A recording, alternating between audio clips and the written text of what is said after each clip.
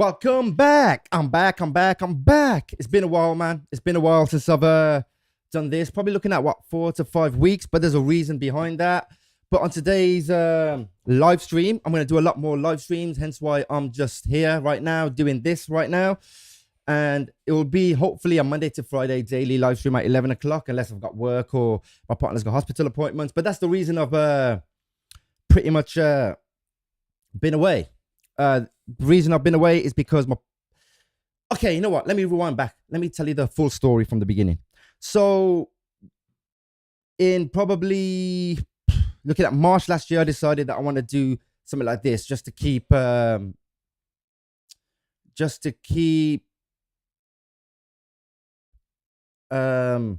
that word I'm looking for? Just to keep me busy, just to keep me doing something that I really wanted to do for a while. And that was in March last year. I decided that, yeah, I want to start this. I'm going to start in June when the transfer window starts, when the season ends, and, you know, get it kicking from there. But then literally 2 days before I was really going to start shooting this and making it real, my partner caught cancer. Now, that sent me spiraling, obviously, because I lost my dad to cancer 3 years ago. And I didn't really want to lose my partner. We didn't know how bad it was, if he had spread or nothing like that. So we had like a lot of tests to do, and my mind was frazzled. If you see my earlier videos from when I first started and some of the videos, you see me zone out a bit, forget stuff, be in my own zone. It's because I had a lot on my mind. I was working. My partner obviously had to step back from work, so I was working. I was cooking. I was cleaning. I was, trying to do this.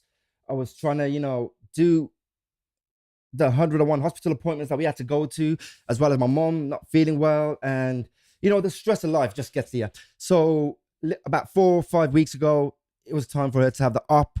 She had the op. Everything was removed. Like it was breast surgery. So she had the breast op. It was taken out, reconstructed, the whole shebang. About 2 weeks ago, we got the all clear. It's not over yet. We still got to do more chemo. We've got one today at 12:30, so I'm going to shoot off to that straight after this.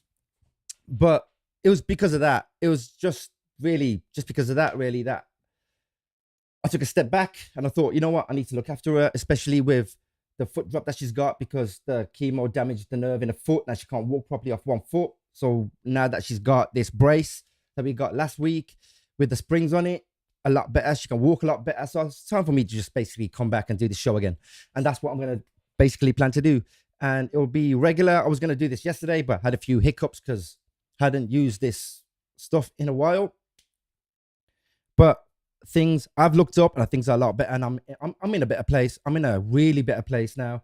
So I can be myself a bit more. I'm not going to be dozing off or be in a daze when I'm doing these. And I'm going to be a bit more talkative like I normally am. But like when you got things on your mind, you tend to go into your shell and not bother. And that's basically what I did. But I'm here now, and on today's show, let's get into it. I'm going to discuss Michael Carrick. I'm going to talk a bit about Sesko and Lammens. I'm going to talk about Sesko. I'm also going to talk about these new Premier League rules that are meant to be coming in next season. But a lot of it's going to be trial at the World Cup, if the World Cup happens, with everything that's going on with this war in the Middle East. And then I'm going to talk about the Newcastle versus Man United game. I'm also going to talk about yesterday's results, especially that Wolves and Liverpool game and what it means for us.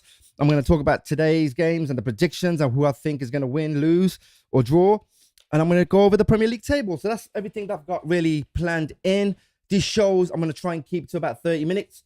I'm not going to try and exceed 30 minutes because you get bored. And I've got things to do as well, like hospital appointments still. But yeah, it feels good to be back, good to be talking, good to be myself, good to be smiling with the stress of my partner going through the chemo and the cancer and, the operations and all that stuff. So yes, I can actually concentrate on this. So let's get into it first though. Let's talk about Michael Carrick. Michael Carrick. The man that is Michael Carrick. This guy right here. So Michael Carrick, 7 games in charge already. 6 wins, 1 draw. We've beaten Arsenal. We've beaten Man City. We've beaten Spurs. We've beaten Fulham. We drew against West Ham. We beat Everton. And then the last game on Sunday, we beat Palace. I would never have expected this when Michael Carrick come in, especially with the way Amorim was with his team. But obviously, if you're going to play players in the wrong position, that is bound to happen. And that is exactly what's happened. So, yeah. Man, and it feels good. I'm not going to lie, it feels good. 6 wins, 1 draw. It really feels good. And we got Arsenal today. We've got 19 points out of 21 games, hence why we're in 3rd. And at the start of the season, I predicted that we'll finish around 8th. So we're doing better than what I predicted, at least. And it feels really great. And it's just simple tweaks like players playing in the positions. Amorim used to have players playing like, for example, Sesko he probably put on left back, or Maguire probably put on the left wing, and Lammens he probably put up front. He was doing stuff like that. And it's nice to see, well, that's a bit of an exaggeration, but it's nice to see Carrick come in, play players in the same position, start Mainu, who's been class. You know, like when they say Mainu and Bruno couldn't play together, that was BS. Because Mainu has come in, he's played class, he's been passing, assisting. I think he's got 1 assist, hasn't he? He started, but he's really been trying to win that ball in midfield. He's been doing really well. He was a bit quiet against Palace, but overall he's been playing really well.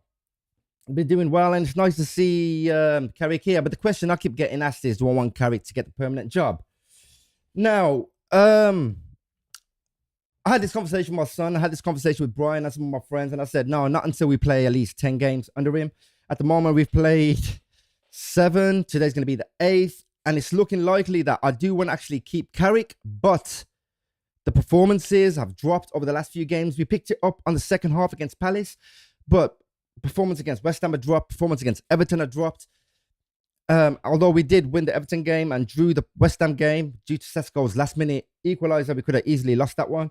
But the performance against Palace in the first half wasn't there. And, you know, I want to see performances as well. But then if you look at the Alex Ferguson era, not every game was attacking football, entertaining football. Some of it was a sit back. Some of it was 1-0 wins, just about. Some of it was injury time winners. So it does happen.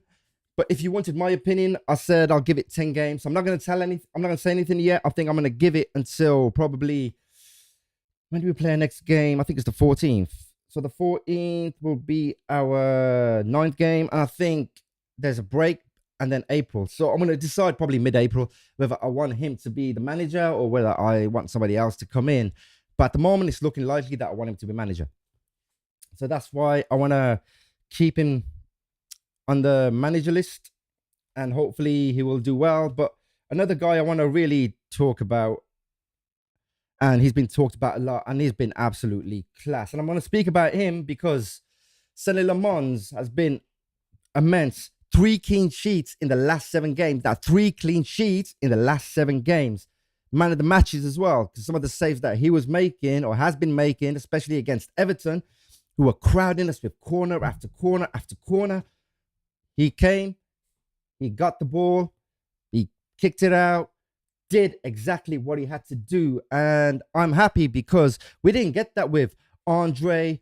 You can't save anything Onana, because Onana, I don't really want back. I know there's things that he's saying that he wants to fight for his position. And when I heard that, I started laughing. It was just hilarious having somebody like him wanting to come back and try and win the goalie position from Sesko and Lammens when Sesko and Lammens been performing and we've had no issues with him. So now I don't want him back. I mean, don't get me wrong, Sene hasn't been perfect. He hasn't really saved every shot, but his save percentage is quite good, at 65% save percentage. He's also got a 7.16 average player rating for every game he started, and he's been on form. I mean, there's games where he has been quiet, and he's not really had to do much. But then there's games like Everton where he's saving shot after shot. He's coming out. He's been kept really busy. We're on the back foot, and he's done what he's needed to do to keep us in the game. Sometimes it's always the last-minute saves or the injury time saves that win us the game. And I'm sure he did that against, what was it? I think it was Fulham. Yeah, he did that against Fulham. So props to Sesko and Lammens. He's been class. He's been amazing since he's come in. And hopefully it will continue. And Andre Altay Bayindir is moving in the summer for 5 million. Was it Fenerbahce? I think it's Fenerbahce that wanted him. I think so. He's moving over to Fenerbahce. And even then, I don't really want Onana back. I want that Radek Vidic back from Bristol City. He's gone there on loan, and he's a great goalkeeper. He's a really good goalkeeper. I wouldn't say he's better than Lammens, but he is a good goalkeeper. So I wouldn't mind him as a backup and just get rid of Anana in summer, but it's going to be hard trying to get rid of that idiot because he's getting paid quite a lot just to sit on the bench or keep the bench warm and not even start. So I doubt he's going to want to move. But brilliant by sending Lammens. I'm just catching up because I've been gone for about 4 or 5 weeks with my partner needing chemo and operations and all that. So I'm glad that I'm back. But the main one I really want to speak about is Benjamin Sesko. 6 goals in the last 7 games. And the way I see it is, even before that, even before these 6 goals in the last 7 games, even when Amorim was charged, you could see that he was trying to find these positions. He was always getting in the right position. He was trying to cut in front of the defenders. He was trying to get to the ball. But under Amorim, we weren't really getting any crosses in. We got rid of our wingers. We were playing wing backs who kept cutting in. So he weren't really getting the service. As soon as Fletcher came, he started getting the service. With Carrick, he's getting the service. And once he gets the service, he's scoring. And I think if we had Højlund, that wouldn't be happening. That wouldn't be happening at all. Sesko is a better player than Højlund. And I'm willing to say that on the record. Whether people want to agree with me or not, I feel like he is. He's been really good. I mean, 49 shots, 28 of them on target this season. 49 shots, 28 on target. 67.8% successful passes. I made some notes earlier, but 67.8% successful passes. 80% accurate long passes. That's Benjamin Sesko. Even Tim Sherwood, who said about 5-6 weeks ago that he's not a United striker, he's not United material, and he apologized a few days ago saying, yeah, he's wrong, he's showing up, he's scoring, he's done what he's needed to do, and he's taking his words back. And you know what, that's fair enough. Thanks for the apology. But there's one person I really want to call out, and that's Gary Neville. For some reason, I don't think, I'm beginning to think that Gary Neville is in it for business reasons and he's not actually a Man United fan. Because think about it this way. The team are winning games and he's still trying to find something negative to say. You really want to find something negative to say. Oh, Sesko could score a hat-trick against Newcastle tonight, and he'll still say, oh, I think he could have scored another goal. He could have scored 4. He could score 5 goals against Newcastle tonight, and then Gary Neville turned around and said, no, he's not good enough. He could have scored another one, 6. Because Gary Neville thrives off negativity. He wants the team to lose. Even in positive situations, he's trying to find something negative so the team can lose, and he's got something to talk about because negativity sells. And we all know this. So, you know, the flack that this guy's been getting, thankfully, there's he did come out and say a few his teammates, a few of the players come out and say that he doesn't really go on social media, so he doesn't really care, he doesn't really listen to it. He just comes in, gets on with the job. He's been doing extra training. Berbatov's come in to help him train as well, and he's been showing on the pitch. And I'm going to go over my team line later against Newcastle, but I think he will start. And I do think it's going to be a bit of a different team to what we played against Palace. A couple of changes because I think Ahmad will come back. But I'm going to go over that later. We have had a few injuries as well. But what I really want to go into now is, I don't know if you guys have heard about the new Premier League rules. But yeah, there have been some new Premier League rules coming out. And a lot of it's to do with the countdown clocks for throw-ins, goal kicks, and substitutions. So they're going to give I think it's something between 5 to 10 seconds from what I've read for every throw-in. If the throw-in isn't done in 5 seconds, it goes over to the opposite team. So if United got a throw-in, 5 seconds to throw it. If not, the other team gets a throw-in. There's a few things about goal kicks as well. I think they want to cut down the time they already have so they can get the goal kicks out. Time for substitutions, I think it's about 10 seconds for substitutions. But I did, and they're also going to bring in VAR checks for a second yellow card.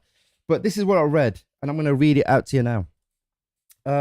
If players take too long, the throw-ins will be reversed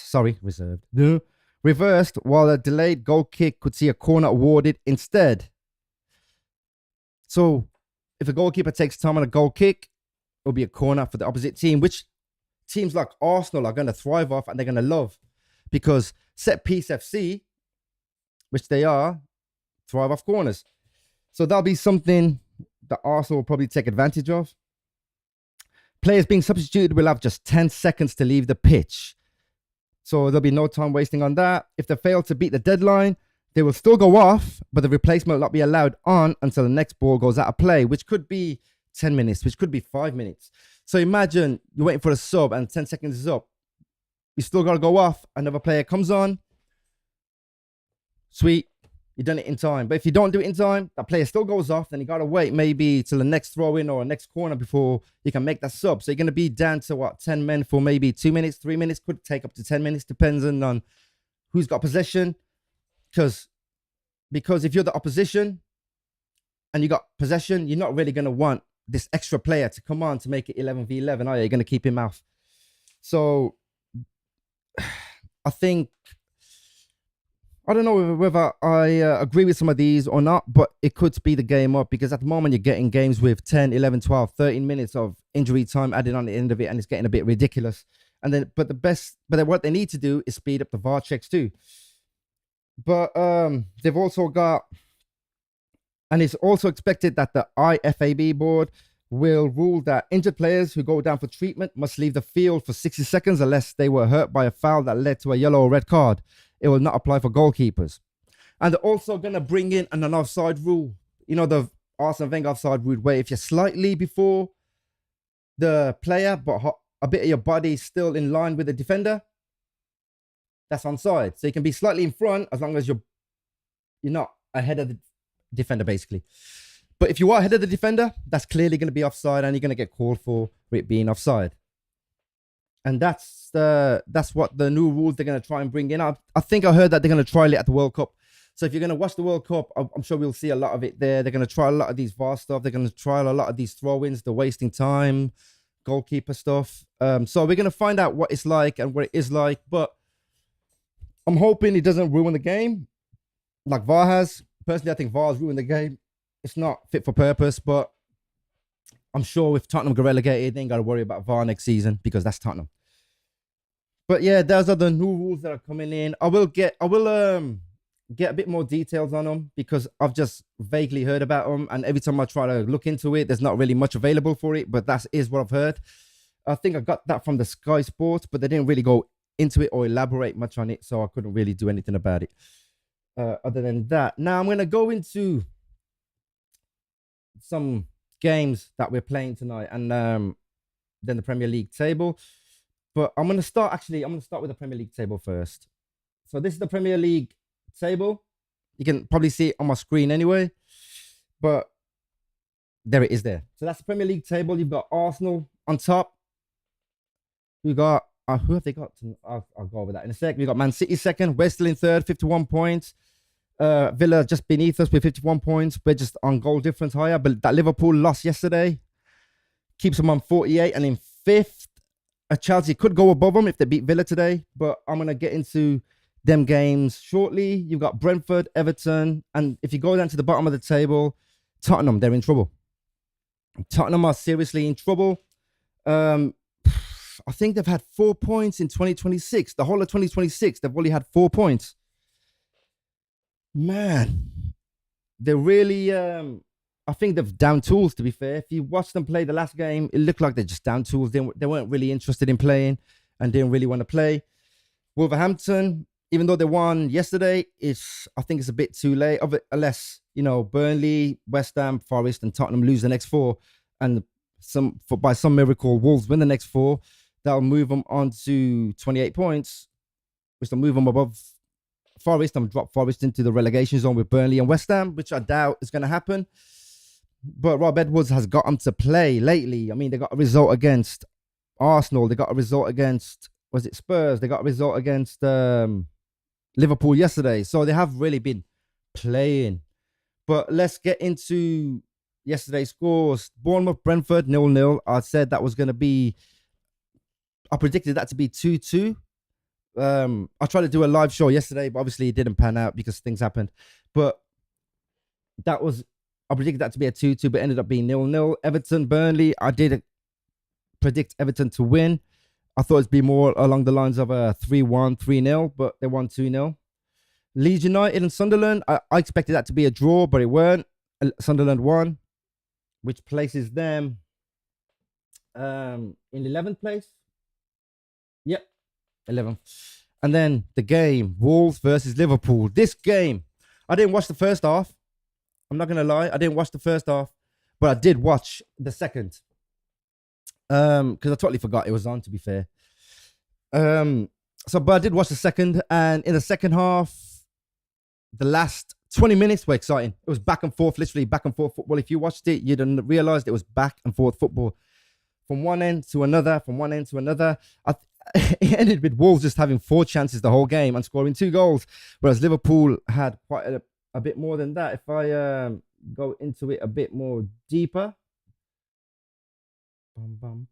there we are. Stats. That's the one. That's what I'm looking for. Stats. If I get into it a bit more deeper, you can see that Liverpool had more of the possession. Liverpool's XG was 1.83, and they had 19 total shots with 7 on target and 1 big chance. And that big chance was probably the goal. It's like, for example, here. If you're looking at Wolves, 4 total shots and 3 of them on target, and 2 of them hit the back of the net. They had 11 corners compared to Wolves is 2. So sometimes it's not about who has the most possession and who has the most chances. It's about just pure luck. And that deflection that Andre had for the second goal, pure luck, but it gave Liverpool the loss, and it gives us a chance to go 6 points ahead of them if we win tonight. And that's good. That's good for us. And you just got to think, what's Liverpool's issue this season? I mean, you went from champions and now you're 5th in the table. And I think, for me, it comes down to onslaught, changing, bringing in players, and, you know, winning the league with a Cruyff's team. Sorry, Klopp's team. Not Cruyff. Yeah, winning the league with Klopp's team, and then you bring in your own players and it's not working out for you. So, are you as good as people said you were? Is my question. But I don't know whether he'll keep his job at the end of the season or not. I think he might. I don't see why he shouldn't keep his job. I mean, he's getting them into the Champions League, so it shouldn't really be an issue for them keeping a job. But they have not been. I mean, Ekatike yesterday was out the game for the most of the game. He just weren't even. It looked like he weren't even on the pitch at all, and that was. And fair play to Wolves for keeping them out, but Wolves were doing some dribbling. Sometimes the players were surrounded by 3 Liverpool players, and he still managed to wriggle out and get the ball out. So, you know, Wolves haven't been playing too badly. It's just that the results haven't been going their way. And Liverpool, man, I'm happy. I'm happy. Anytime Liverpool suffer or lose, I'm happy. And let's go into today's games, though, and my predictions. Villa and Chelsea, both teams really need to win this game. I want both teams to not win this game. So ideally, solution for us will be a draw. I want it to be a draw between Villa and Chelsea. That's my ideal situation, because if Villa win, they go on level points with us. We just go on top of them because of goal difference. But if Chelsea win, they close the gap on us, or might not if we beat Newcastle, but they'll still be hanging around there. I'd rather just create that little gap between them and get us to a bit more of a safe zone, shall I say. So I think that'll probably be a 1-1 draw. I'm thinking Brighton, Hove, and Arsenal. Arsenal might nick it 2-1, I reckon. I don't want them to. I want them to flop. I want them to bottle the league, because I absolutely hate a lot of Arsenal fans just because they just frustrate me, man. Make me grind my teeth. I just absolutely can't stand them. But, you know, Brighton, Hove, Albion, and Arsenal, I reckon Arsenal will probably win that one 2-1. Fulham and West Ham, I'm going to give the win to Fulham. I'm going with the form that West Ham have been in lately. The 5-2 battering against Liverpool, I'm going to give it West Ham probably 3-1. City, Newcastle, no, City and Forest, I'm giving that a win to City. City probably going to win about 3-0, I reckon, that one. Newcastle and us, I'm going to get into that in a sec. So I'll speak on that. I'm going to discuss this Tottenham and Crystal Palace game tomorrow, but I'll speak on this one now, actually. Newcastle United. So, my team lineup. All right. It's going to come up in a sec on the screen. So, I'm going to go over quickly what my team lineup's going to be. I know who I've changed and for what reason. So, once this flicks over, I'll flick it over, actually. Let me flick it over. Bum, bum, bum. There it is. So I've got Lammens in goal, and and I'm bringing Yoro back in, Maguire back in. If Maguire's fit, he should be fit. Hopefully, and I'm bringing Shaw back in, who should be fit as well. Congratulations! I think his missus had a little baby the other day. And I'm gonna keep Dallo on the right. So the only change I've actually made in this team is up front. I brought in Ahmad and taken Cunha out, because I think when Ahmad came on against bloody hell, man. When Ahmad came on against Palace, we were playing a lot better with Ahmad.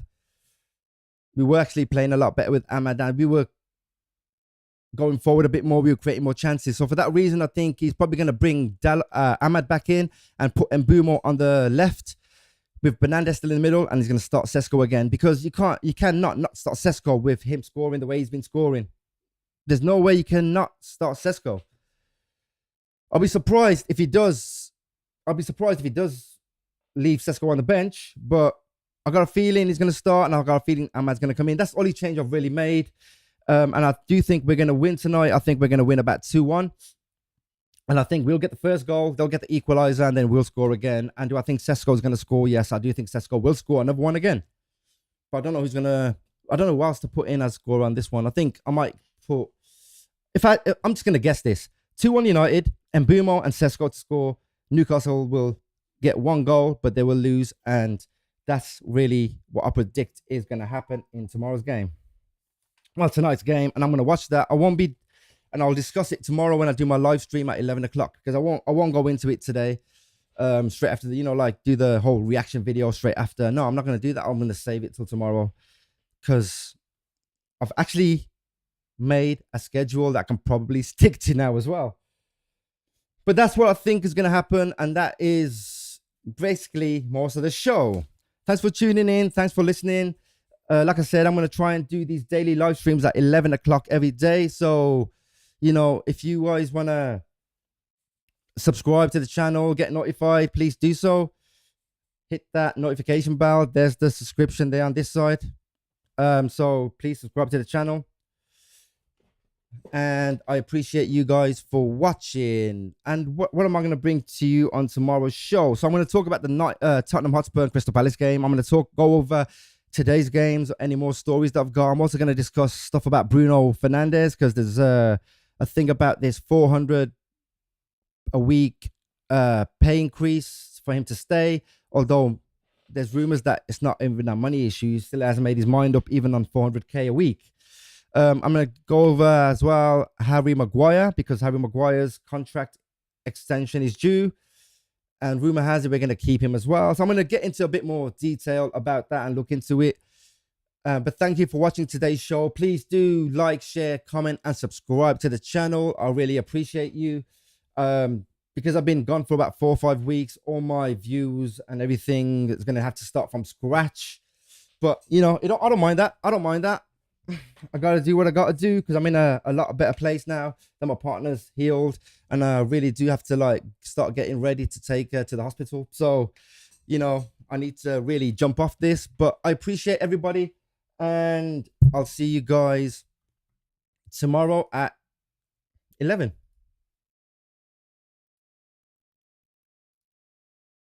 Thank you for watching.